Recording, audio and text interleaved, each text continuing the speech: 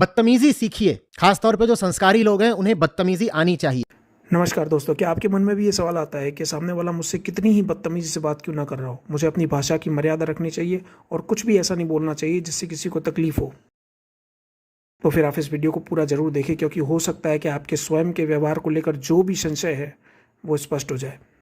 तो चलिए शुरू करते हैं वीडियो।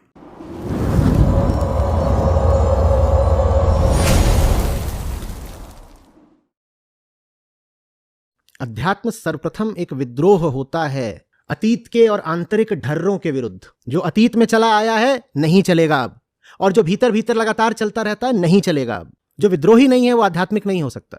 कुछ जम रही है बात? लेना एक न देना दो, दुनिया सर पे चढ़ी आती है और हम इस सर पे बिठाए भी रहते हैं। तुम हो कौन, यही सवाल होना चाहिए। हो कौन? क्यों सुने तुम्हारी? हाँ सुनेंगे, ऐसा नहीं कि हमारे पास कान नहीं होंगे। हमारे पास कान उनके लिए होंगे जिनके पास प्रेम है।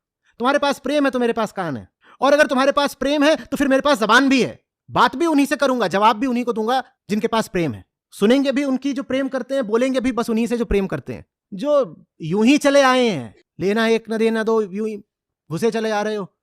कोई डर दिखा रहा है, कोई धौंस बता रहा है, कोई पैसा चमका रहा है। जो भी लेके आए हो अपने घर रखो, हमसे तुम्हारा ताल्लुक क्या?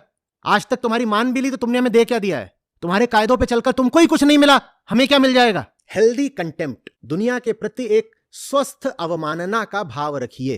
कैसी कंटेम्प्ट? हेल्दी कंटेम्प्ट बोल रहा हूं। ये नहीं कि बस जो मिला उसी को क्या दिया है। जो कोई आक्रामक हो रहा हो, जिसके इरादे आपकी बाह मरोड़ने के हो, जो कोई चाहता हो आपको अपनी उम्मीदों के अनुसार चलाना, उसको बस यही सवाल, तू है कौन? Who are you?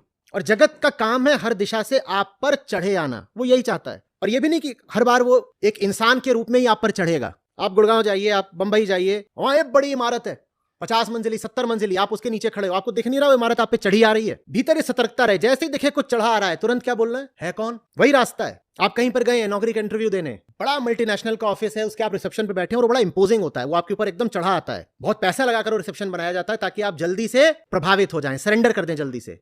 जैसे ही देखिए कि रिसेप्शन इस हिसाब से बनाया गया है, वहां पर ऐसे बैठिए। हम उल्टा करते हैं। बदतमीज से बदतमीज आदमी भी जब किसी बड़ी कंपनी के रिसेप्शन पर बैठा होता है, किसी 5 स्टार होटल में जाता है, तो वहां वो बहुत तमीजदार और अदब वाला हो जाता है, कुल मिलाकर पालतू हो जाता है। 500 करोड़ की इमारत, वहां बिल्कुल yes yes yes yes yes, what do I have to give, where do I sit. और बाहर निकल करके दुनिया भर से गाली गलौज और बदतमीजी। पालतू नहीं बनना है, बाहुबल के सामने झुक नहीं जाना है। जिन्हें ऊंचा बोलना नहीं आता क्योंकि बहुत संस्कारवान बनाया गया है, खासतौर पे मुस्कुरा रही हैं लड़कियों को, मैं उनसे कह रहा हूं ऊंचा बोलना सीखो, कुछ गालियां देना भी सीखो। नहीं आचार्य जी आप तो गालियों के खिलाफ थे।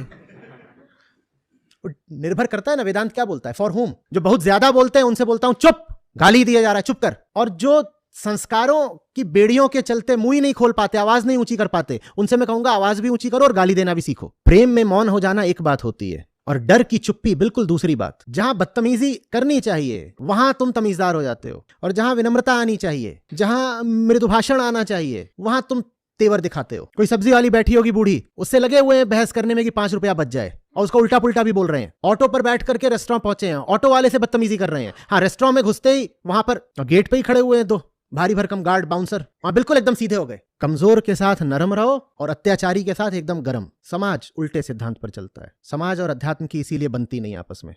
समाज कहता है ऊंचे लोगों से रिश्ता बना के रखो ना, नेटवर्किंग। अध्यात्म कहता है ऊंचा तो सिर्फ एक है, हमारी नेटवर्किंग तो उसी के साथ होगी। और बाकी जितने दुनिया में अपने आप को ऊंचा कहते हैं, मेरी जूती पे बोलना सीखो। एक है जो पूज्य है, एक है जिसको दिल दे दिया है, सिर्फ एक है जिसको सम्मान, बाकी सब जूती पे बोले नहीं जा रहा। संस्कारी लोग हैं। पर आचार्य जी हम तो श्लोक सुनने आए थे, ये आप किस किस्म की बातें कर रहे हैं, जूती पे वगैरह?